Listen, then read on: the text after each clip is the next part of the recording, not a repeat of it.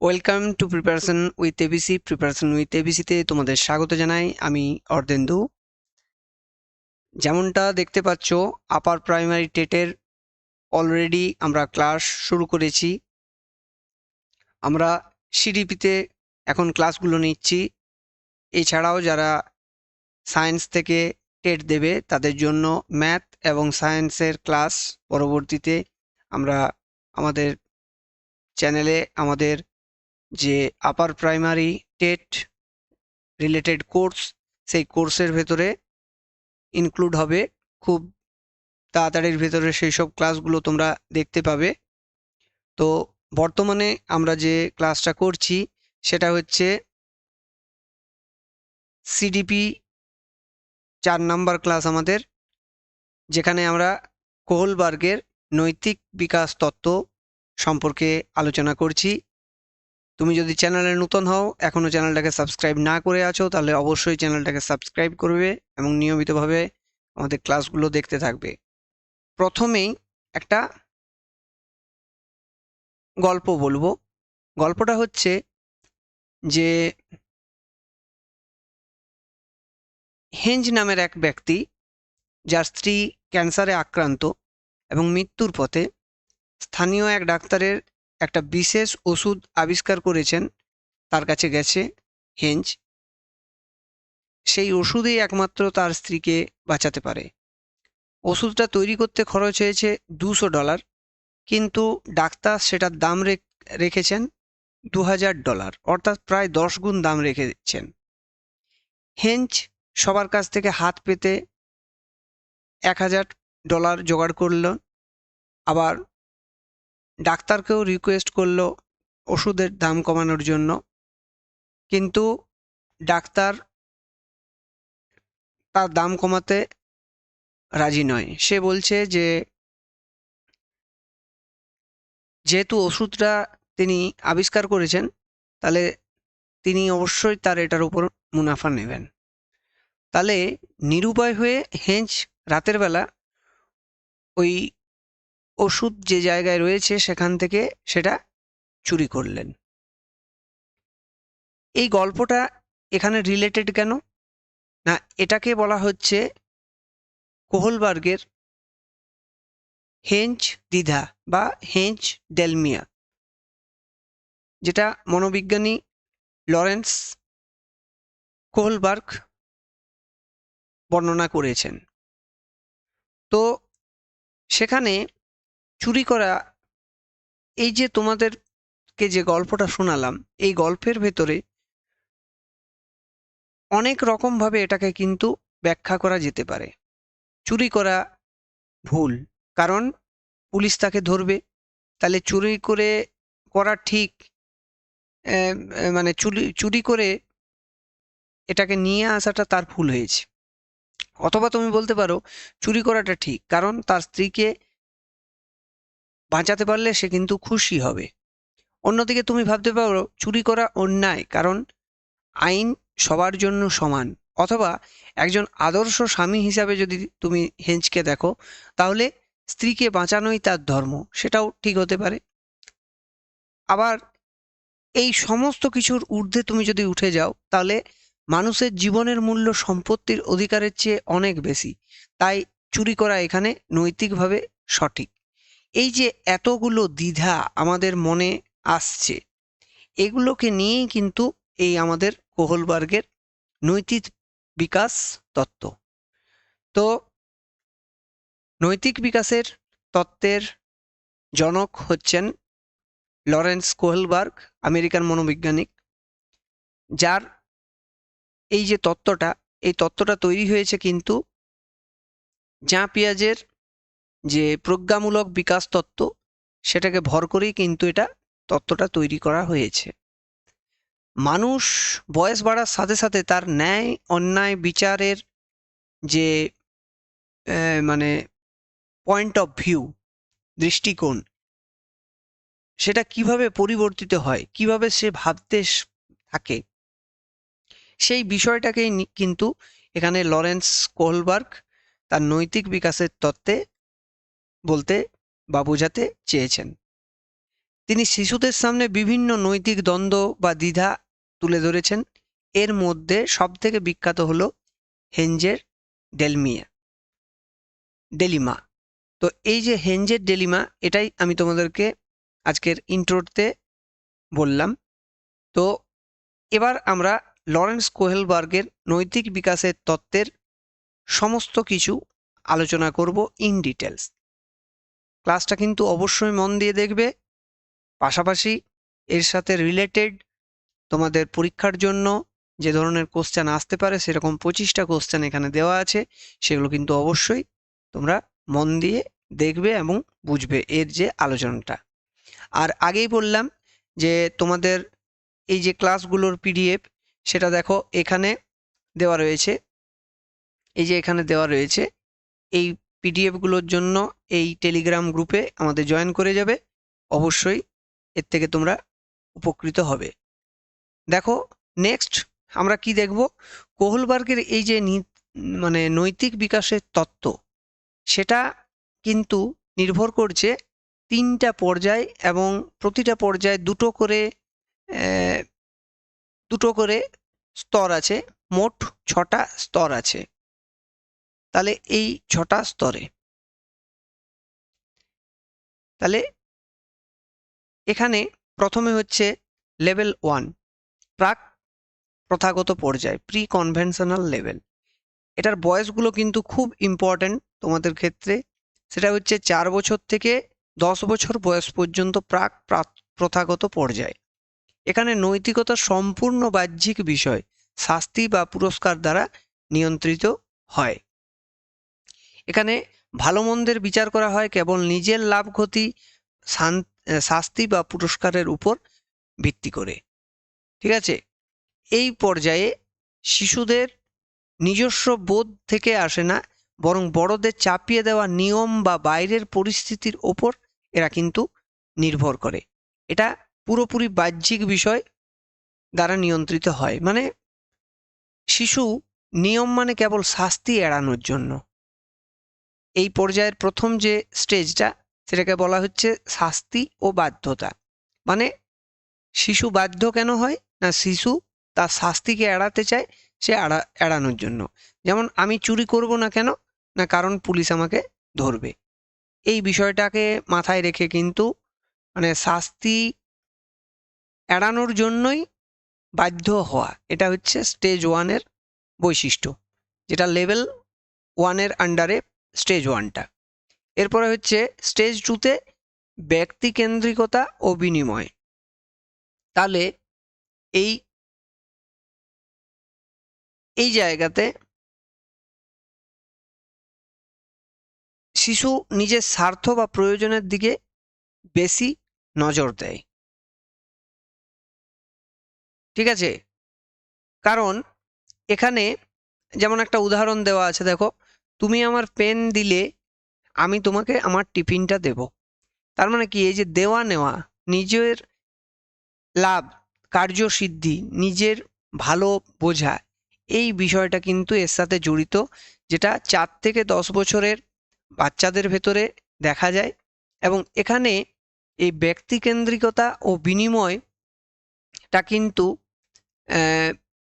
একটা মানসিকতা, একে ইনস্ট্রুমেন্টাল রিলেটিভিস্ট রিলেটিভিজিট ভিস্ট সরি রিলেটিভিস্ট ওরিয়েন্টেশন বলে। ঠিক আছে, তো এই বিষয়টাকে তোমাকে কিন্তু দেখতে হবে। এগুলো স্টেজ এবং লেভেল প্রত্যেকটাকে কিন্তু খুব ভালোভাবে মনে রাখতে হবে। অর্থাৎ এই যে স্টেজ 2, এখানে যেমন কর্ম তেমনি ফল পর্যায়েও এটাকে বলা যেতে পারে। শিশু যখন নৈতিকতা বিচার করে নিজের সুবিধার কথা ভেবে, তখন কিন্তু এই জায়গাটা চলে আসে। এবারে এটা যদি আমরা যে গল্পটা দিয়ে আজকের ক্লাসটা শুরু করলাম, হেঞ্জের দ্বিধার ক্ষেত্রটা, তাহলে স্টেজ 1-এ থাকা শিশুর যুক্তি যদি বলা হয়, তার কাছের থেকে জানতে চাওয়া হয়, তাহলে হেন চুরি করা ঠিক হয়নি কারণ সে জেলে যাবে। এটা হচ্ছে স্টেজ 1-এর ছেলে মেয়েদের মানে বাচ্চাদের থেকে যদি মত চাওয়া হয় তাহলে তারা কিন্তু সেইভাবে বলবে। অন্যদিকে স্টেজ 2-তে থাকা শিশুরা কি যুক্তি দেবে? হেঞ্জ চুরি করতে পারে কারণ স্ত্রীকে বাঁচালে সে হয়তো পরে হেঞ্জকে সাহায্য করবে। মানে স্ত্রীকে বাঁচাতে পারলে হেঞ্জেরই লাভ, ঠিক আছে, তার জীবনসাথী থাকছে তার সাথে। তাহলে এইটা হচ্ছে স্টেজ 2-তে থাকা শিশুর ক্ষেত্রে যুক্তিটা, ঠিক আছে। এবারে দেখো এর যে পরবর্তী লেভেল প্রথাগত পর্যায়, সেটা হচ্ছে 10 বছর থেকে 13 বছরের শিশুদের ক্ষেত্রে। এখানে শিশু সমাজের নিয়ম এবং অন্যের প্রত্যাশাকেও গুরুত্ব দিতে শেখে। এখানে সমাজ, আইন এবং অন্যের যে আশা আকাঙ্ক্ষা তার উপর ভিত্তি করে শিশুর মনস্তাত্ত্বিক বিকাশটা গড়ে উঠছে। শিশু বা এটাকে বলা যাবে কিশোর, এই কিশোররা বুঝতে শেখে যে সমাজের একটা অংশ হিসাবে কিছু নিয়ম মেনে চলা উচিত, ঠিক আছে। এখানে সে শাস্তির ভয়ে বাধ্য নয়, এখানে মনে করে সমাজের গুরুত্বটা তার কাছে কিন্তু বেশি প্রাধান্য পায়। এখানে নৈতিকতা আর কেবল নিজের লাভ ক্ষতির ওপর নির্ভর করে না, বা শাস্তির জন্য সে কিন্তু এগুলো করে না, বরং সামাজিক নিয়ম বা অন্যের চোখে নিজের ব্যক্তিত্বকে মানে প্রস্ফুটিত করার জন্য, ভালো দেখানোর জন্য সে কিন্তু এই ধরনের আচরণগুলো করে। তাহলে এখানে স্টেজ 3 চলে আসছে, আমাদের স্টেজ 2 পর্যন্ত এসছে। এখানে হচ্ছে ভালো ছেলে ভালো মেয়ে, মানে ভালো ছেলে হওয়া কিংবা ভালো মেয়ে হওয়া, মানে অন্যদের চোখে নিজেকে ভালো সাজানো বা প্রশংসা পাওয়ার জন্য চেষ্টা করা হয় এই স্টেজ 3-তে। একে বলা হয় ইন্টারপার্সোনাল কনকর্ডেন্স। কনকর্ডেন্স বা ইন্টারপার্সোনাল কনকর্ডেন্সের জন্যই কিন্তু এখানে কিশোররা নিজেদেরকে ভালো দেখাতে চায়, একটা ব্যক্তিত্ব লোকের কাছে প্রস্ফুটিত করতে চায়, সেই জন্য কিন্তু এটা করে, ঠিক আছে। নেক্সট যদি আমরা বলি স্টেজ 4, এখানে হচ্ছে আইন এবং শৃঙ্খলা। সমাজ এবং রাষ্ট্রের নিয়মকে পরম কর্তব্য মনে করা, আইন মেনে চলাই নৈতিকতা বলে মনে করে এই স্টেজের শিশুরা। তাহলে এখানে মানসিকতাটা কীরকম থাকে? আমি যদি এই কাজটা করি তবে সবাই আমাকে ভালো বলবে, এই মানসিকতাটা থাকে। এখানে অন্যের অনুমোদন বা অ্যাপ্রুভেল পাওয়াটাই কিন্তু আসল, ঠিক আছে। আমি যদি এই কাজটা করি তবে এটা হবে আইন সিদ্ধ এবং সুশৃঙ্খল, ঠিক আছে। এটাও কিন্তু তার মনে চলতে থাকে। তো হেঞ্জের দ্বিধার ক্ষেত্রে যুক্তিটা কি হবে? এক্ষেত্রে হেঞ্জের যে গল্পটা বললাম সেখানে তাদের যুক্তিতে যদি স্টেজ তোমার যে 3 এবং স্টেজ 4-এর একসাথে বলা হয়, তাহলে হেঞ্জ ওষুধটি চুরি করেছে কারণ সে তার স্ত্রীকে ভালোবাসে এবং একজন ভালো স্বামী হিসাবে এটাই তার দায়িত্ব ছিল, ঠিক আছে, এটাই তার দায়িত্ব ছিল।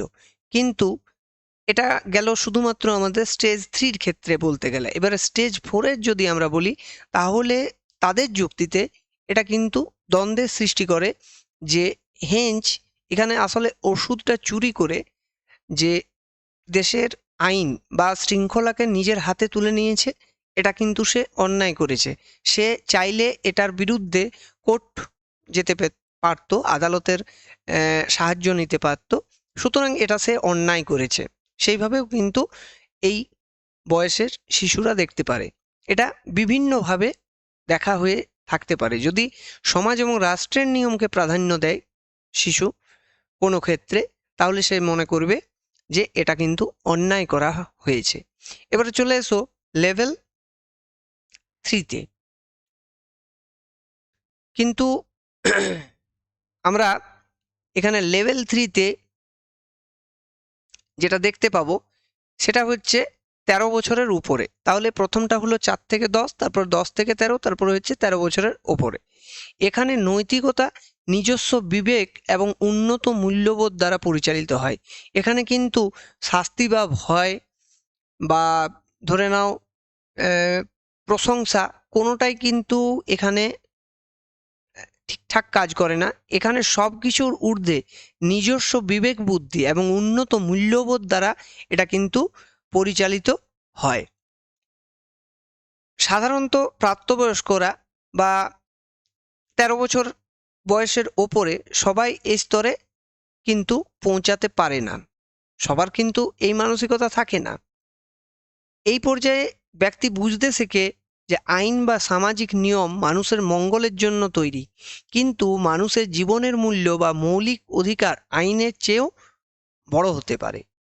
সেই মূল্যবোধটা কিন্তু শিশুর ভেতরে, আমি শিশু হিসাবেই বলবো, শিশু হিসাবে আমি এটাকে ব্যাখ্যা করছি যেহেতু, তাহলে শিশুর ভেতরে কিন্তু দেখা দিচ্ছে। তাহলে নৈতিকতা এখানে ব্যক্তিগত নীতি বা বিশ্বজনীন, ব্যক্তিগত অথবা বিশ্বজনীন যে মানবিক মূল্যবোধের ওপর নৈতিকতাটা ওপর ভিত্তি করে তৈরি হয়েছে। নৈতিকতাটা নির্ভর করছে কোনোটাই না ব্যক্তিগত না সামাজিক, দুটোর মধ্যে ব্যালেন্স করে যেটা নৈতিক বলে মনে হচ্ছে শিশু কিন্তু সেটাকেই অ্যাডপ্ট করছে। তো এখানে স্টেজ 5-এ যেটা আছে সেটা হচ্ছে সামাজিক চুক্তি। এই স্তরে ব্যক্তি মনে করে যে নিয়মগুলো একটা সামাজিক চুক্তি। যদি কোনো আইন মানুষের মৌলিক অধিকার রক্ষা করতে ব্যর্থ হয় তবে সেই আইনকে পরিবর্তনের প্রয়োজন আছে। ঠিক আছে, এরকম একটা দ্বন্দ্ব কিন্তু আইনের সাথে ব্যক্তির তৈরি হয়। আইন মানুষের প্রয়োজনে তৈরি, প্রয়োজনে মানুষের অধিকারের খাতিরে আইনকে পরিবর্তন করা যেতে পারে। ঠিক আছে, এজন্য সে আদালতের বা ব্যক্তির মানে যাকে সে বিচক্ষণ মনে করে তার কিন্তু সাহায্য নেই, যেটা অন্যায় হচ্ছে এটাকে এইখানে পরিবর্তন করা দরকার, এইরকম একটা কিন্তু তার মধ্যে মানসিকতা তৈরি হয়। এবারে স্টেজ 5টাকে যদি আমরা হেনজের দ্বিধার সাথে দ্বিধার ক্ষেত্রে এটাকে যুক্তিটাকে দেখাই, তাহলে বিষয়টা দাঁড়াচ্ছে যে হেনজের চুরি করা ঠিক ছিল, কারণ ওষুধের দোকানের মালিক মানে ওই ডাক্তার যিনি আছেন তিনি কিন্তু লাভের মানে তার লাভের চেয়ে হেনজের স্ত্রীর বেঁচে থাকার অধিকার অনেক বড়। তার লাভের যেমন অধিকার আছে তেমনি কিন্তু হেনজের স্ত্রীর বেঁচে থাকারও অধিকার আছে, কিন্তু একজনের জীবনের বেঁচে থাকার অধিকারটা কিন্তু একজনের লাভের অধিকারের তুলনায় অনেক বড়। তাই সে কিন্তু সেইভাবে যুক্তিটাকে খাড়া করবে। ঠিক আছে, এবারে স্টেজ 6 যেটা আসছে সেটা হচ্ছে সর্বজনীন নীতি।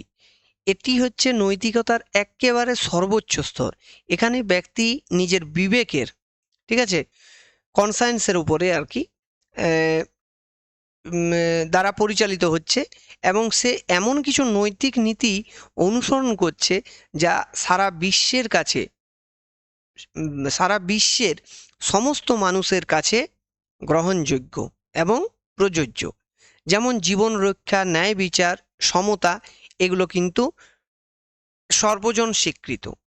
আমি আমার বিবেক অনুযায়ী কাজ করব, তাতে যদি আমাকে জেল খাটতে হয় বা শাস্তি পেতে হয় তবু আমি পিছিয়ে আসব না, কারণ সত্য এবং মানবিকতা আইনের ঊর্ধ্বে। এই ধরনের মানসিকতা কিন্তু স্টেজ 6-এ তৈরি হয়। এটি সর্বোচ্চ স্তর। এখানে মানুষ তার নিজের বিবেক অনুযায়ী সিদ্ধান্ত নিতে শেখে। ঠিক আছে, এমনকি তা আইনের বিরুদ্ধে গেলেও কিন্তু সেটা আইনের বিরুদ্ধে যেতেও পিছপা হয় না। যেমন গান্ধীজি, যেমন নেলসন ম্যান্ডেলার নীতি, এগুলো কিন্তু হচ্ছে ওই সার্বজনীন নৈতিক নীতির দিক। তো এটাকে যদি আমরা হেনজের দ্বিধার ক্ষেত্রে ব্যাখ্যা করি তাহলে মানুষের জীবন রক্ষা করা একটা পরম নৈতিক কর্তব্য। তাই হেনজ চুরি করে ঠিক করেছেন, কারণ কোনো আর্থিক মূল্য বা আইন একটা জীবনের সমান হতে পারে না। এই হচ্ছে কিন্তু একজন বিচক্ষণ সার্বজনীন মানে যার যে যুক্তি, যা সর্বজন গৃহীত, সেটা হচ্ছে এরকম যে হেঞ্জ ঠিক করেছেন তিনি একজন মানুষের প্রাণ বাঁচিয়েছেন এবং সেই প্রাণ কিন্তু কখনোই কোনো পার্থিব মূল্যের তুলনায় মানে অর্থের তুলনায় কখনোই কিন্তু বেশি নয়। বুঝতে পারলে? তো এই হচ্ছে কিন্তু আমাদের কোহলবার্গের নৈতিক বিকাশের তত্ত্ব। ঠিক আছে? তো এখানে কয়েকটা গুরুত্বপূর্ণ বিষয় হচ্ছে যেমন মোরাল ডেলিমিয়া। তাহলে নৈতিক দ্বন্দ্ব বা মোরাল ডেলিমা এমন একটা জিনিস যখন দুটি পরিস্থিতির ভেতরে কোনটা সঠিক তা নিয়ে মনে দ্বন্দ্ব তৈরি হয়ে যায়। অনেক সময় দেখবে দ্বন্দ্ব তৈরি হয়ে যায়, এটা হচ্ছে নৈতিক দ্বন্দ্বের উদাহরণ। আবার নৈতিক বিচার মানে কি? দ্বন্দ্বের সময় যে যুক্তি দিয়ে শিশু সঠিক পথ বেছে নিতে পারে। ঠিক আছে? এটাই হচ্ছে কিন্তু নৈতিক বিচার। মানে শেষ পর্যন্ত কোনো একটা জিনিসে সে যখন নৈতিক বিচার করতে শেখে কোনটা ভালো কোনটা মন্দ, তখন সেটাকে আমরা বলছি মোরাল রিজনিং বা নৈতিক বিচার। তাহলে এই তত্ত্বের সমালোচনা বা ক্রিটিসাইজ যদি করা হয়, তাহলে সেই ক্রিটিসাইজের ভেতরে যার নাম প্রথমেই আসবে সেটা হচ্ছে প্রধান সমালোচক হচ্ছেন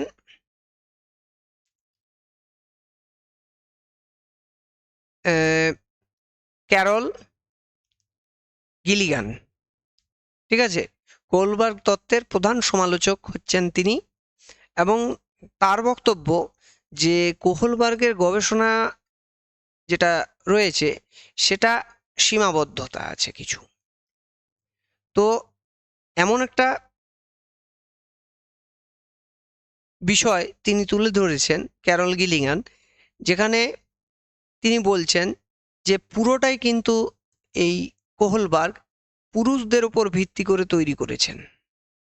ঠিক আছে? অর্থাৎ পুরুষতান্ত্রিক তার এই তত্ত্বটা, নারীর দৃষ্টিভঙ্গি দিয়ে এটা কিন্তু তিনি করেননি। মহিলারা নৈতিকতার ক্ষেত্রে বিচারের চেয়ে সেবা বা যত্নকে বেশি গুরুত্ব দিয়ে থাকেন। পুরুষরা সাধারণত নিয়ম নীতি ও বিচারের ওপর ভিত্তি করে সিদ্ধান্ত নেয়, আর নারীরা সাধারণত সম্পর্কের যত্ন মায়া দায়িত্ববোধের উপর ভিত্তি করে নৈতিক সিদ্ধান্ত নেয়। কোহলবার্গের তত্ত্বে নারীদের এই যত্নশীলতার দৃষ্টিভঙ্গিকে খুব কম কিন্তু গুরুত্ব দেওয়া হয়েছে, যেটা অসমীচীন বলে মনে করেন এই ক্যারল গিলিগান। ঠিক আছে? তাহলে আমাদের শিক্ষাগত ক্ষেত্রে মানে আমাদের শিক্ষাতে এডুকেশনের ক্ষেত্রে আমাদের এই কোহলবার্গের তত্ত্বটার কি গুরুত্ব রয়েছে? এটা হচ্ছে ক্লাসরুমে নৈতিক আলোচনার ব্যবস্থা করা। ঠিক আছে? যেমন বিভিন্ন ধরনের বিতর্ক যখন আসছে আমাদের, তখন সেই বিতর্কের যে সুষ্ঠু একটা আলোচনা, সেই আলোচনার দিকটা কিন্তু প্রস্ফুটিত হচ্ছে আমাদের এই কোহলবার্গ তত্ত্বের মাধ্যমে। শিক্ষার্থীরা কেবল তাত্ত্বিক জ্ঞান না নিয়ে তাদের মধ্যে যখন নৈতিক বিষয় নিয়ে খোলামেলা আলোচনা করার তাদেরকে সুযোগ দেওয়া হচ্ছে, তখন তারা অনেকটাই কিন্তু তাদের ক্লাসরুমের বাইরে বিভিন্ন যে মনোবৈজ্ঞানিক মানে তত্ত্ব রয়েছে তার ভেতরে সব থেকে মানে এখানে কার্যকরী হচ্ছে কোহলবার্গের নৈতিক তত্ত্ব। সেই নৈতিক তত্ত্ব থেকে কিন্তু বিভিন্ন জন বিভিন্নভাবে এই বিষয়গুলোকে ব্যাখ্যা করবে।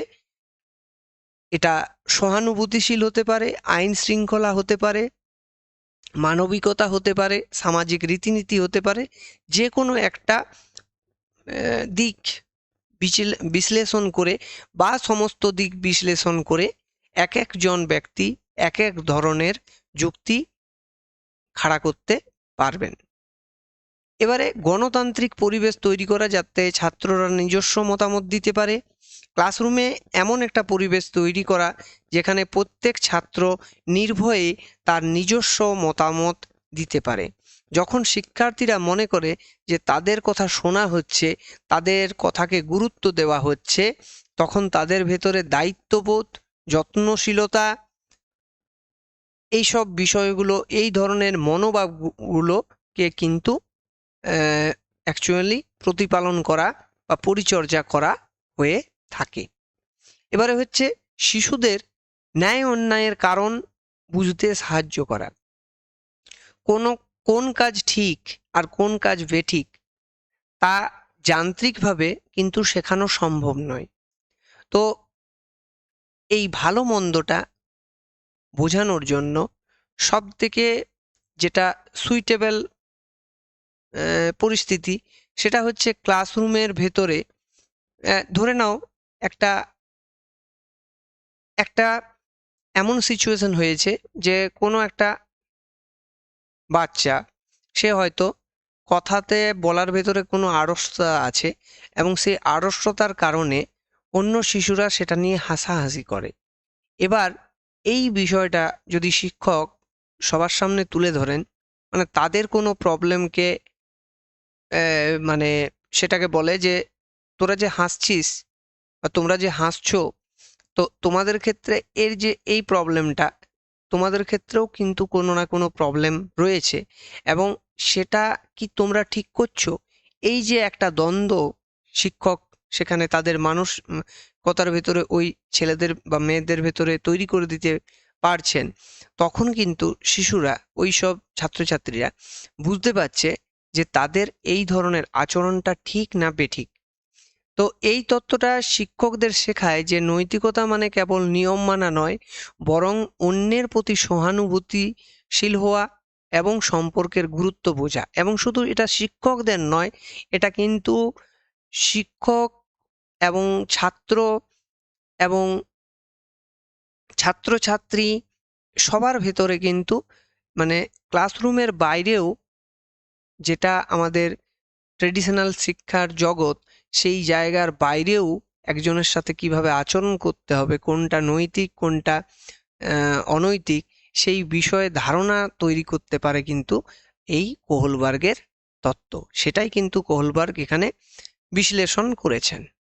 এই হচ্ছে এইটার মানে ইন ডেপথ আলোচনা। তো এর পরে আমরা এখানে বেশ কিছু আমরা কোশ্চেন আলোচনা করব, সেগুলো তোমরা দেখতে থাকো। প্রত্যেকটা কিন্তু খুব ইম্পর্ট্যান্ট কোশ্চেন, তো সেগুলো তোমরা বলতে থাকবে একে একে। প্রথমের কোশ্চেন যেটা দেখছো, প্রথমে কি বলেছে, কোহলবার্গের মতে কোন স্তরে শিশু কেবল শাস্তি এড়াতে নিয়ম মেনে চলে? ঠিক আছে, স্টেট কাট কোশ্চেন দিয়েছি, খুব একটা তোমাদের অসুবিধা হওয়ার কথা নয়। প্রত্যেকটা কোশ্চেনেই কিন্তু একদম আজকের ক্লাস রিলেটেড। তো সেটা শাস্তি এড়াতে নিয়ম মেনে চলে, এটা কোন জায়গাতে আছে? স্টেজ 1, স্টেজ 3, স্টেজ 5 নাকি স্টেজ 6? তাহলে এটা স্টেট কাট একদম দেওয়া আছে, এটা হচ্ছে আমাদের শাস্তি এবং বাধ্যতার ভেতরে। কোহলবার্গ স্টেজ 1-এ এই কথাটা বলা আছে। ঠিক আছে, নেক্সট কোশ্চেন দেখো, হাইনজ হাইনজের হাইনজের দ্বিধা কোন তত্ত্বের উপরে সম্পর্কযুক্ত? এটা বুঝতেই পারছো, একদম স্টেট কাট কোশ্চেন। এটা হবে কোহলবার্গের নীতি অনুসারী আর কি। ঠিক আছে, বুঝেছো? নেক্সট কোশ্চেন দেখো, কোহলবার্গ তত্ত্বের কোন স্তরে শিশু অন্যদের চোখে নিজের ভালো ভাবমূর্তি বজায় রাখার চেষ্টা করে? ঠিক আছে, তোমাদের নোটটা যেটা তৈরি হয়েছে সেটাও একবার পড়ে নেবে অবশ্যই, তারপরে দেখবে তোমরা এগুলো অনায়াসে নিজেরাই করতে পারছো। এটা হচ্ছে স্টেজ 3-তে, তৃতীয় স্তরে। পরবর্তী কোশ্চেন দেখো, কোহলবার্গের মতে সর্বজনীন নৈতিক আদর্শ কোন পর্যায়ে দেখা যায়? ঠিক আছে, কোন পর্যায়ে দেখা যায়? দেখো, খুব কিন্তু important question.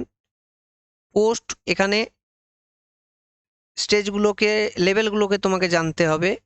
Pre conventional, conventional এবং পোস্ট কনভেনশনাল। তো এটা হচ্ছে পোস্ট কনভেনশনাল। এখানে সেন্সারি মোটরের কিন্তু কোনো মানে কথাই নেই। এটা হচ্ছে পুরোপুরি পেঁয়াজের তত্ত্বের উপরে। এটা কোহলবার্গের তত্ত্বে পোস্ট কনভেনশনাল কথা বলা আছে। এটাই হবে কিন্তু যেখানে সার্বজনীন নৈতিক আদর্শ তৈরি হচ্ছে।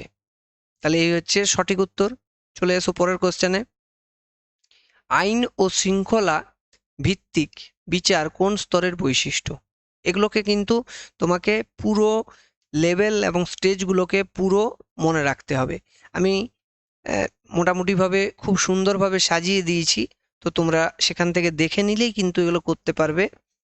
দেখো, 5এরটা যেটা উত্তর হবে সেটা হচ্ছে অপশন বি, লেভেল 2-তে। লেভেল 2, 5এরটা হচ্ছে লেভেল 2, দ্বিতীয় পর্যায়ে। নেক্সট, কোহলবার্গের তত্ত্বটি লিঙ্গ বৈষম্যমূলক বলে কে সমালোচনা করেছেন? ক্যারল গিলিগান হচ্ছেন তার প্রধান সমালোচক। তিনি কিন্তু এই বিষয়টা তুলে ধরে এনেছেন। ঠিক আছে, নেক্সট, তুমি যদি আমার জন্য এটি করো তবে আমি তোমার জন্য সেটি করব, এই মানসিকতা কোন স্তরে পাওয়া যাচ্ছে? বলো, খুব ডাইরেক্ট কোশ্চেন দিয়েছি। 7এরটা, এটা হচ্ছে অপশন বি,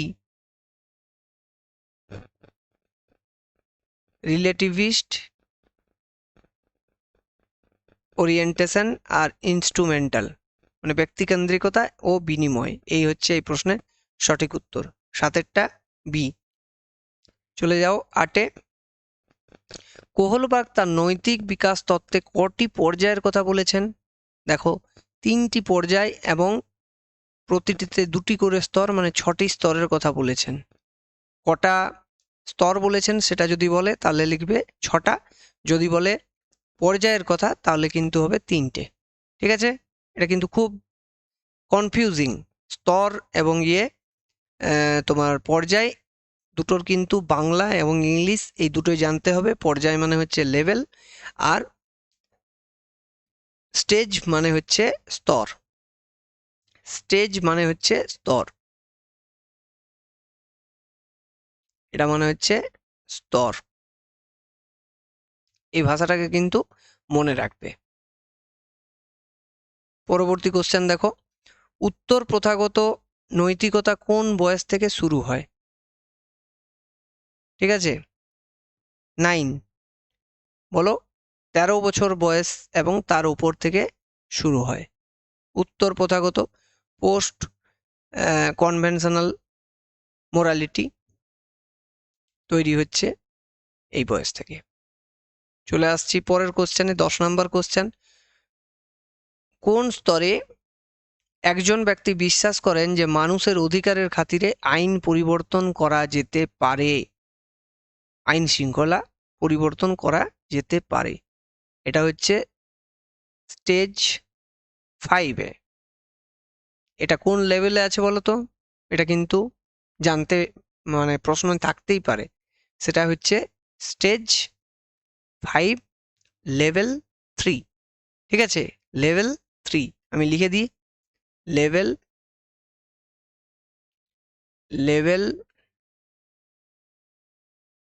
3। ঠিক আছে, নেক্সট দেখো, 11 নম্বর কোশ্চেন। কোহলবার্গের তত্ত্বটি মূলত কিসের উপর সম্পর্কযুক্ত? আগেই বললাম যে কোহলবার্গের তত্ত্বটা মোটামুটিভাবে তিনি জাঁ পিয়াজের তত্ত্ব থেকে নিয়েছেন। তাহলে 11টা হচ্ছে, আচ্ছা, কিসের উপর কিসের সাথে সম্পর্কযুক্ত বলেছে? আচ্ছা, প্রাইমারিলি এটা কানেক্টেড কিন্তু প্রশ্নটা বলে না, একটু প্রশ্নটাকে মন দিয়ে পড়বে। এটা আমারও বুঝতে অসুবিধা হচ্ছিল, বুঝতে পারছি এর সঠিক উত্তরটা কোনটা। তোমরা একবার বুঝে নাও। প্রজ্ঞামূলক মানে হচ্ছে কিন্তু পেঁয়াজের তত্ত্ব থেকে, ঠিক আছে? পেঁয়াজের তত্ত্বের সাথে কগনিটিভ ডেভেলপমেন্ট, এটা হচ্ছে পেঁয়াজে, তারপরে হচ্ছে ভাইজোটস্কির সাথে, এটা ভাইজোটস্কির সাথে প্রজ্ঞামূলক বিকাশটা। তাহলে এখানে শারীরিক বিকাশটাকে বলতে পারো তুমি পেঁয়াজের সাথে, সামাজিক বিকাশটাও হচ্ছে তোমার ভাইজোটস্কির সাথে। তাহলে এখানে কিসের সাথে সম্পর্কযুক্ত ডাইরেক্ট, এটা কিন্তু কোশ্চেনটা দিয়েছে 11 নম্বরে, হচ্ছে মোরাল ডেভেলপমেন্ট বা নৈতিক বিকাশের উপরে, ঠিক আছে? এটা হচ্ছে নৈতিক বিকাশের উপর ভিত্তি করে তৈরি হয়েছে, ঠিক আছে? এটা নৈতিক বিকাশের উপর ভিত্তি করে তৈরি করা হয়েছে। নেক্সট 12 নম্বরটা দেখো, ক্যারল গিলিগানের মতে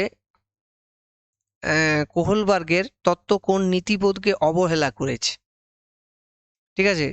কোশ্চেনটা দেখো, ডাইরেক্ট কিন্তু আছে, একটু ভাবলেই কিন্তু এগুলো করতে পারবে, খুব একটা জটিল কিন্তু কোশ্চেন নেই। এখানে আছে কেয়ার, যত্ন বা সেবার উপর ভিত্তি করে মানে এটাকে তিনি অবহেলা করেছেন, ঠিক আছে? মেয়েদের যে যত্ন, নারীদের ক্ষেত্রটাকে তিনি যেহেতু অবহেলা করেছেন, এবং নারীরা যত্ন দিয়ে, সেবা দিয়ে, আন্তরিকতা দিয়ে সেটা মানে বিচার করে, তো সেইটাকে তিনি কিন্তু অবহেলা করেছেন বলে ক্যারল গিনিগানের মত বা সমালোচনা। সামাজিক নিয়মের বিরুদ্ধে অন্ধ আনুগত্য নৈতিক বিকাশের কোন স্তরের বৈশিষ্ট্য, ঠিক আছে? সামাজিক নিয়মের প্রতি অন্ধ আনুগত্য মানে যা নিয়ম আছে সেটাকেই পুরোপুরিভাবে মেনে চলা, সে নৈতিকও হতে পারে, অনৈতিকও হতে পারে। সেটা কোথাকার বৈশিষ্ট্য? এটা হচ্ছে অপশন বিতে রয়েছে স্টেজ 4, স্টেজ 4, ঠিক আছে? এটা স্টেজ 4-এর বৈশিষ্ট্য, তাই তো? এটা স্টেজ 4-এর হবে।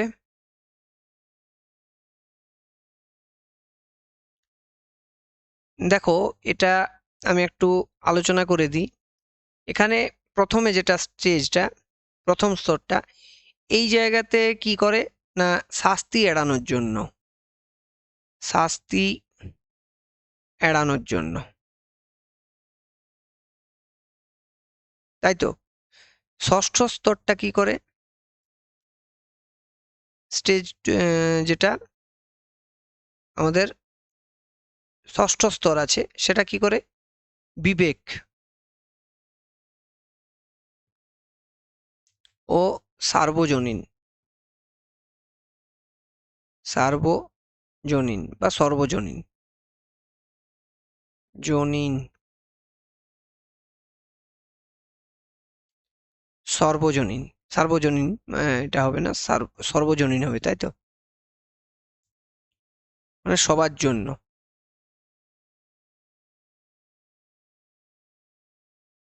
এবারে স্টেজ 2 যেটা রয়েছে সেটা হচ্ছে কি, নিজের স্বার্থ সিদ্ধি, স্বার্থ। আর স্টেজ 2 যেটা রয়েছে, সরি স্টেজ 4 যেটা রয়েছে, সেটাই হচ্ছে আমাদের এখানের উত্তর, আইন এবং শৃঙ্খলা বোধ। আইনে যা আছে এবং সেটাই সঠিক, এরকম অন্ধ যে অনুকরণ, অনুসরণ যেটা, সেটা হচ্ছে স্টেজ 4-এর বৈশিষ্ট্য। স্টেজ 4-এ এটা দেখতে পাওয়া যাচ্ছে, আইন, শৃঙ্খলা,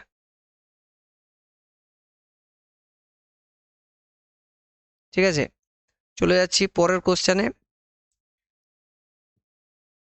পরের কোশ্চেন দেখো কি বলেছে, পরের কোশ্চেনে কি বলেছে, পর্যায় 2 প্রথাগত নৈতিকতা সাধারণত কোন সময়ে দেখা যায়? এটা তোমাকে পর্যায় 2টা কোন বয়সে রয়েছে সেটা দেখতে হবে, এবং সেই বয়সের ভেতরে কোনটা আমরা নেব সেটাও তোমাকে দেখতে হবে। মোটামুটি 4 থেকে 10, তাই তো? তাহলে এখানে কোনটা হবে, 4 থেকে 11 বা 4 থেকে 10 যাই বলো, তাহলে এখানে হবে লেট চাইল্ডহুড। লেট চাইল্ডহুড হচ্ছে এই প্রশ্নের সঠিক উত্তর, পরবর্তী বাল্যকাল ও কৈশোরকালে। পরবর্তী কোশ্চেন দেখো, কোহলবার্গের তত্ত্বের সর্বোচ্চ স্তরে নৈতিকতা কিসের দ্বারা নির্ধারিত হয়? নিজস্ব বিবেক, এটার উপর নির্ধারিত হয়। এটা ডাইরেক্ট তোমরা পড়েছো। পিতামাতা বা যেটা গুরুজনদের বা সমাজের এই যে বিষয়গুলা বা আইনের, এগুলো কিন্তু কোনোটাই হবে না। সর্বোচ্চ স্তরে সে তার নিজস্ব বিবেক বুদ্ধিকে কাজে লাগিয়ে কিন্তু বিচার করতে শেখে, তাই না? সে তার নিজস্ব বিচার বুদ্ধির ভিত্তিতে সমস্ত কিছু চিন্তা ভাবনা করে। এখানে তার পিতামাতা, তার দেশের আইন শৃঙ্খলা, এসব কিন্তু গুরুত্ব সেরকম নেই, তাই না? তাহলে এই যে সর্বজনীন নৈতিক নীতি, সেটা এখানে অনুসৃত হয় সর্বোচ্চ স্তর বা পর্যায়ে, বা তোমার এটাকে স্টেজে বলে। তো এই স্তরে ব্যক্তি সামাজিক আইন বা প্রথাগত রীতিনীতির ঊর্ধ্বে উঠে নিজের বিবেক এবং যুক্তি দিয়ে বিচার করে। যদি কোনো প্রচলিত আইন ন্যায় বিচারের পরিপন্থী হয়, তবে ব্যক্তি নিজের বিবেক অনুযায়ী সেই আইন অমান্য করতেও দ্বিধাবোধ করে না।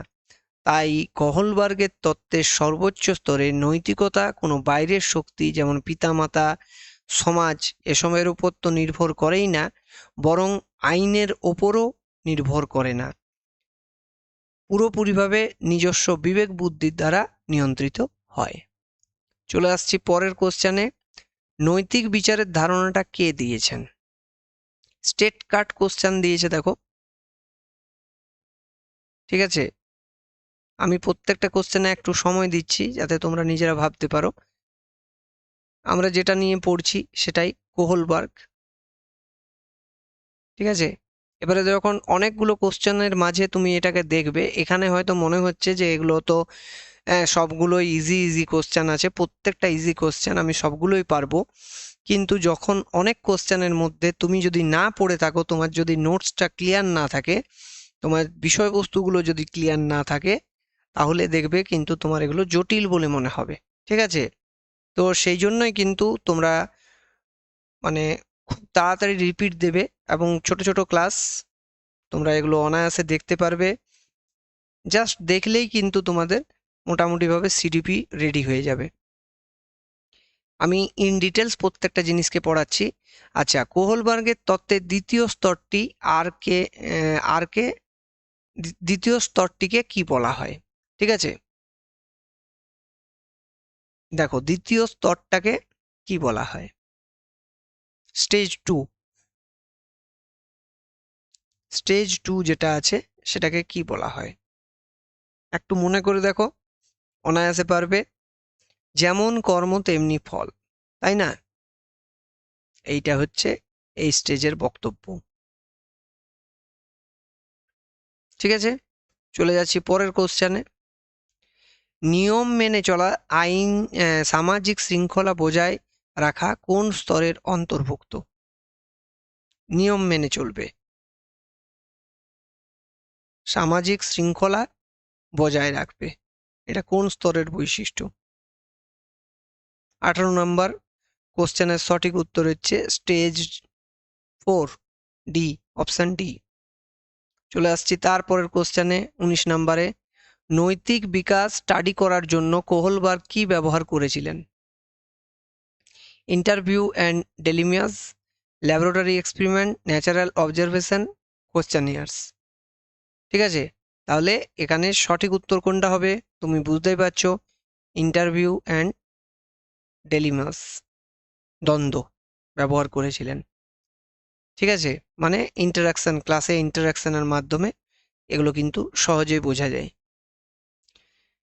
20 নম্বর কোশ্চেন, খুব ইম্পর্টেন্ট কোশ্চেন। তৃতীয় স্তরে ভালো ছেলে ভালো মেয়ে কোন পর্যায়ের অন্তর্ভুক্ত? ঠিক আছে, মানে এখানে শিশু ভালো দেখাতে চাইছে নিজেকে, তাহলে এটা কোন পর্যায়ের বৈশিষ্ট্য? এটা হচ্ছে দ্বিতীয় পর্যায়ের বৈশিষ্ট্য, লেভেল 2 এর ভেতরে তৃতীয় স্তরে রয়েছে এটা। তৃতীয় স্তর বললেই তুমি সরাসরি বুঝতে পারবে, যেহেতু এক একটা পর্যায়ে দুটো করে স্তর আছে, তাহলে প্রথমটা হচ্ছে প্রথমটার জন্য, দ্বিতীয়টাও হচ্ছে প্রথমটার জন্য, তৃতীয়টা হচ্ছে দ্বিতীয় পর্যায়ের জন্য, চতুর্থটা হচ্ছে দ্বিতীয় পর্যায়ের জন্য। তাহলে তোমার পঞ্চম এবং ষষ্ঠ তিনটা দুটোই হচ্ছে তৃতীয় পর্যায়ের জন্য। তাহলে এটা আমি একবার লিখে দিই, তোমাদের আর একটু ক্লিয়ার থাকবে। সেটা হচ্ছে লেভেল, আর এটা হচ্ছে স্টেজ। ঠিক আছে, তাহলে এখানে লেভেল 1-এ থাকছে 1 আর 2, লেভেল 2-তে থাকছে 3 and 4, আর লেভেল 3-তে থাকছে 5 and 6। ঠিক আছে, আশা করি এবারে ক্লিয়ার হয়ে গেল বিষয়টা। একবার দেখে নেবে, যেটা নোটসটা দিয়েছি আমি ক্লাসের প্রথমেই, এটাকে দেখে নেবে। আর ডাউনলোড করার জন্য এখানে লিংক দেওয়া থাকলো, এখানে লিংক থেকে ডাউনলোড করে নিয়ে অবশ্যই দেখবে, ক্লিয়ার হয়ে যাবে বিষয়টা। চলে আসছি পরবর্তী 21 নম্বর কোশ্চেনে। সেটা হচ্ছে কোহলবার্গের মতে নৈতিকতা কিভাবে বিকশিত হয়? এলোমেলোভাবে, নির্দিষ্ট কতগুলো স্তরের মাধ্যমে, নাকি শুধুমাত্র পরিবেশের প্রতিক্রিয়ায়, নাকি জৈবিক বৃদ্ধিতে? খুব ইম্পর্টেন্ট কোশ্চেন কিন্তু। ঠিক আছে, একটু ভেবে দেখো, আমি এটাকে একটু বিস্তারিতভাবে আলোচনা করে দিচ্ছি।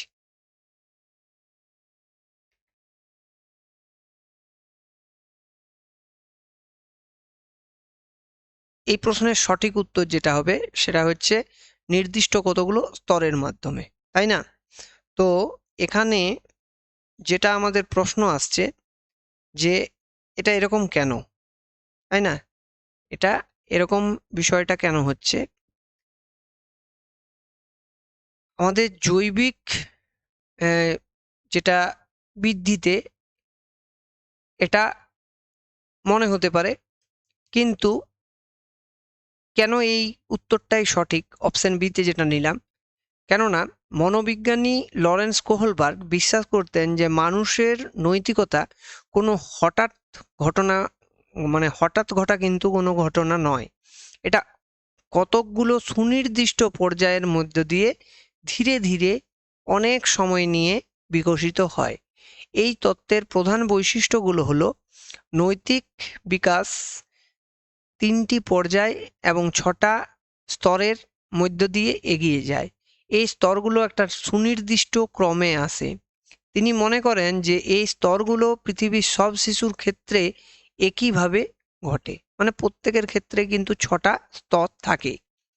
উচ্চতর চিন্তাভাবনায় শিশু যত বড় হয় এবং তার বুদ্ধির বিকাশ ঘটে, তার নৈতিক বিচার বুদ্ধিও তত কিন্তু উন্নত এবং জটিল হতে থাকে।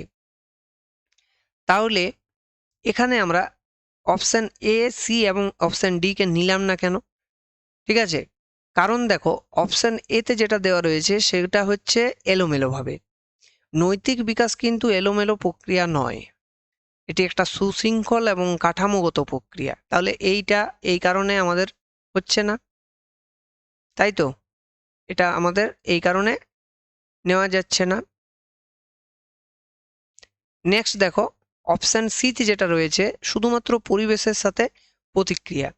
যদিও পরিবেশের ভূমিকা আছে, কিন্তু কোহলবার্গের মতে এটা কেবল পরিবেশের উপর নির্ভর করে না, বরং ব্যক্তির নিজস্ব চিন্তা ভাবনা এবং যুক্তির উপর নির্ভর করে, এটা যুক্তি নির্ভর। এটা কিন্তু পরিবেশের সাথে নির্ভরশীল নয় সরাসরিভাবে। আর অপশন ডিটা কেন ভুল হচ্ছে, যেটা আমাদের অনেকেরই মনে হতে পারে যে এটা হতে পারে, কারণ শুধু বয়স বাড়লেই যে নৈতিকতা বাড়ে না, এর জন্য সামাজিক অভিজ্ঞতা এবং নৈতিক দ্বন্দ্বে অংশগ্রহণ করাটাও কিন্তু জরুরি। মানে কোনো একটা শিশু যদি মানে সামাজিক ভাবে কোনো অভিজ্ঞতা না পায়, সামাজিক কোনো অভিজ্ঞতা না পায়, সে যদি অ্যাকচুয়ালি বাইরেই বেরোলো না, সে যদি শুধুমাত্র ঘরের ভেতরে বড় হতে লাগলো, তাহলে কিন্তু তার নৈতিক সে দ্বন্দ্বে পড়বে না এবং তার ফলে তার সামাজিক অভিজ্ঞতা আসবে না, এবং এই দুটোর অভাব হওয়ার জন্য শুধুমাত্র জৈবিক বৃদ্ধিতে তার কিন্তু কোনো রকম নৈতিক বিকাশ ঘটবে না। বুঝতে পারলে? এই হচ্ছে কিন্তু এর ব্যাখ্যা। চলে আসছি পরের কোশ্চেনে। নৈতিক দ্বন্দ্ব বলতে কি বোঝো? খুব ভালো কোশ্চেন, ডাইরেক্ট যদিও কোশ্চেনটা ভালো কোশ্চেন। এটা হচ্ছে দুটো নৈতিক মূল্যবোধের ভেতরে যে লড়াই, সেইটাকে বলা হচ্ছে conflict between two moral values. শারীরিক লড়াই হবে না, স্মৃতির অভাব হবে না, এমন এক পরিস্থিতি যেখানে কোনো সঠিক পছন্দ নেই, এটাও কিন্তু নয়। দুটো মূল্যবোধের ভেতরের যে দ্বন্দ্ব, এটা করা ঠিক নাকি এটা করা ঠিক, এরকম যখন দ্বন্দ্ব তৈরি হচ্ছে তখন সেটাকে নৈতিক দ্বন্দ্ব বা মোরাল ডেলিমিয়া বলে। নেক্সট দেখো, ষষ্ঠ স্তরটিকে আর কি বলা হয়? এটাকে আমরা কি বলেছি, এটা বারবার আলোচনা করলাম। অপশন বিতে সার্বজনীন নয়, সর্বজনীন নৈতিক আদর্শ, ইউনিভার্সাল, সর্বজনীন নৈতিক আদর্শ। ঠিক আছে, নেক্সট দেখো, কোহলবার্গের মতে শিশুদের নৈতিক বিচার কিসের দ্বারা প্রভাবিত হয়? খুব ইম্পর্ট্যান্ট কোশ্চেন এটাও কিন্তু। কোহলবার্গের মতে শিশুদের যে নৈতিক বিকাশ সেটা কিভাবে হচ্ছে, তো এটা আমরা একটু ডিটেলসে যদি আলোচনা করি, তাহলে প্রথমেই আমি বলবো, উত্তরটা আমি পরে বলছি। এখানে লরেন্স কোহলবার্গ তার নৈতিক বিকাশের তত্ত্বে জঁ পিয়াজের প্রজ্ঞামূলক বা কগনিটিভ ডেভেলপমেন্ট তত্ত্বের উপর কিন্তু কাজ করেছেন। কোহলবার্গের মতে শিশুদের নৈতিক যে বিচার বা যুক্তিবোধ, তাদের বুদ্ধিভিত্তিক বা প্রজ্ঞামূলক বিকাশের সাথে সরাসরি সম্পর্ক যুক্ত।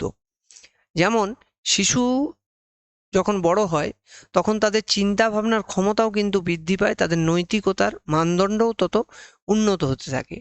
কোহলবার্গ এখানে নৈতিক বিকাশের ক্ষেত্রে 3টি স্তর এবং 6টি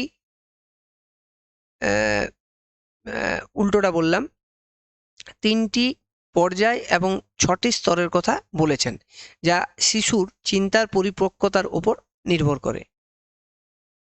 এবারে অন্যান্য অপশানগুলোকে কেন আমরা বাদ দেব আর কোনটাকেই বা আমরা এখানে চুজ করব, তো সেটা দেখে নাও। যেমন হচ্ছে ইমোশনাল স্ট্যাবিলিটি বা আবেগীয় স্থিতিশীলতা। যদিও আবেগ গুরুত্বপূর্ণ, কোহলবার্গের মূল ফোকাস কিন্তু যুক্তির উপরে, আবেগের উপরে নয়, সুতরাং এটা কিন্তু উত্তর হবে না। এরপরে দেখো, শারীরিক শক্তির সাথে নৈতিক বিচারের কোনো কিন্তু সম্পর্ক দূর পর্যন্ত নেই। আমি যদি দুবলা পাতলা হই আর যদি একজন মোটাসোটা হয়, তাহলে দুজনের, আমি পাতলা হওয়ার জন্য একরকম ভাববো, ও মোটা হওয়ার জন্য আরেক রকম ভাববে, এটা কিন্তু নয়। ঠিক আছে, এগুলো বুঝতে পারছো? আচ্ছা, বয়সীদের চাপ, এটা নৈতিক আচরণে সাময়িকভাবে প্রভাবিত করে। সবাই হয়তো বন্ধুরা বলল এটাই ঠিক, এটাই যেটা বলছি এই জিনিসটাই কিন্তু ঠিক, এটা ভাব, সে সাময়িকভাবে ওটাকে বিশ্লেষণ করলো, কিন্তু পরক্ষণে কিন্তু সে বলবে না, ওরা ভুল বলছে, ওরা সবাই ভুল, আমি একমাত্র ঠিক। ঠিক আছে, এটা নয়। তার মানে তার যে প্রজ্ঞামূলক বিকাশ সেটাই হচ্ছে কিন্তু নৈতিক বিকাশের মূল খুঁটি, মূল খুঁটি। বুঝতে পারছো? চলে যাচ্ছি আজকের সেশনের আমাদের লাস্ট কোশ্চেন, সেটা হচ্ছে নিয়ম চূড়ান্ত এবং তা অবশ্যই মানতে হবে, এটা কোন স্তরের বিশ্বাস? দেখো অনেকগুলো কোশ্চেন করলাম, যার ভেতরে এটা ডাইরেক্ট না থাকলেও কিন্তু আছে। তো এটা হচ্ছে আমাদের সেরকম question, option B is the right answer. ঠিক আছে, এটা হচ্ছে আমাদের option B is the right answer. এটা আগের কোশ্চেনটা অপশন বি এটা তো ছিল, এখানেও আসছি আমরা, option B is the right answer. তো এই হচ্ছে আমাদের কোহলবার্গের যে তত্ত্ব, তার সম্পূর্ণ বিশ্লেষণ। ক্লাসটা কেমন লাগলো? যদি ভালো লাগে তাহলে অবশ্যই লাইক দেবে, বন্ধুদের মধ্যে প্রচুর প্রচুর শেয়ার করবে। আর আগেই বললাম, দেখো আমাদের স্ক্রিনের বাঁ দিকে জয়েন নামে যে টেলিগ্রাম গ্রুপটার কথা দেওয়া আছে, মানে যেখানে দেওয়া আছে, সেই জায়গাটাকে তোমরা কিন্তু নোট ডাউন করে নাও এবং এটাকে সার্চ করো, তোমরা পেয়ে যাবে। অথবা আমাদের এই ভিডিওর ডেসক্রিপশানে সরাসরি লিঙ্কটাতে টাচ করলেও কিন্তু তোমরা এটাতে জয়েন হতে পারবে। জয়েন হয়ে গেলে তোমরা কিন্তু এই যে আমাদের ক্লাস নোটগুলো, সেগুলো কিন্তু ডাউনলোড করে পরবর্তীকালে তোমাদের প্রিপারেশনের সময় কাজে লাগাতে পারবে। তো আজকের ক্লাস এই পর্যন্তই, দেখা হবে নেক্সট ক্লাসে। ততক্ষণ তোমরা প্রিপারেশন নিতে থাকো। জয় হিন্দ, বন্দে মাতরম।